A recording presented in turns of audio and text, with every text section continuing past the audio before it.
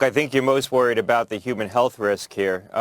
It appears that this virus has become endemic in North America. We're seeing the birds, the migratory birds and cows now pass it back and forth between different species. And so if this is in fact endemic in North America and it's a persistent threat that we're going to have to deal with, it just increases the chances that it can continue to evolve in ways and get into other species where it has more potential to evolve in ways that it could infect humans. We're not there yet. The risk is still remote.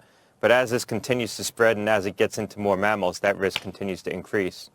Actually positing, let this spread, and chickens that have natural immunity are going to win out eventually. And this is something that Health Secretary Robert F. Kennedy Jr., I don't know how serious he is, but proposed allowing it to spread through the flocks.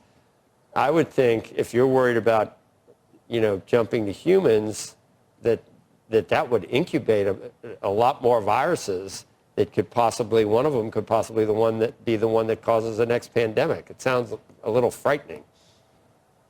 Yeah, certainly it could drive the potential for more mutations if you allow it to spread unchecked in the flocks. It's also, unfortunately impractical in other respects because immunity isn't necessarily inherited. So there's a lot of diversity, as you well know, in people's immune systems and how they respond to different pathogens. And just because you might be able to isolate one chicken in the U.S. domestic supply of 350 million chickens that seems impervious to this virus, thinking that you could take that chicken and selectively breed it and reconstitute the entire flock of over 300 million chickens from that single chicken or a handful of chickens that haven't succumbed to the virus, and they're going to pass down that trait. That's just not practical. There's no reason to believe that the immunity, if in fact they have some innate immunity, is going to be inherited. And remember, these chickens are inbred. They're bred specifically for their egg-laying abilities, and they have weakened immune systems as a consequence of that, so it's a trade-off. I think the best step we could take here is improved biosecurity in these farms, which the Secretary of Agriculture, Rollins, has proposed. She put forward a very comprehensive plan.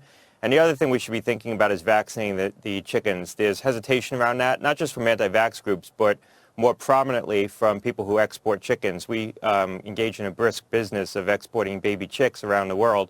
And a lot of countries won't want to take our chicks if they're vaccinated because they worry that the vaccine itself isn't sterilizing, so you can get chickens with subclinical infection. They're still infected, but they don't show signs of infection in those flocks that we may export, and they could unwittingly be importing the chicks, so the infected chicks. And so there are ways to mitigate that. There are steps we could take.